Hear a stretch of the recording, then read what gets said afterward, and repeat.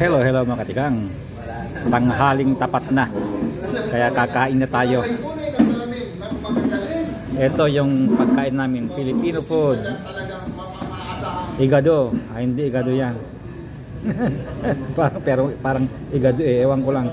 Sa caption mamaya. Ito, kinuha ko. Inilagyan ko ng sweet and sour. Bihon tayo ngayon.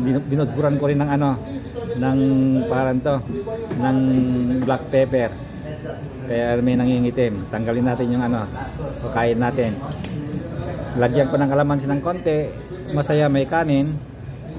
At saka seafood sinigang. Itong seafood sinigang may hipon siya. Kaya lang yung hipon kasi yung buo. Ayaw ko magbalat-balat. May kailangan na kutsara lang ako.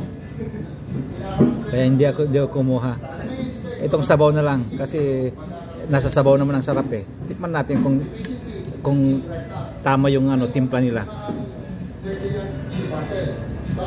Okay, ito ang gusto ko. Yung hindi masyadong maasim. May asim pero hindi yung talagang yung sabi natin manalsaet. At saka ngayon, sabi ko nag-iba na tayo. Wag nang ano Pepsi. Ano na lang tayo? Pineapple na lang tayo. Ayun, kasi masarap yung pineapple. Talagang solid.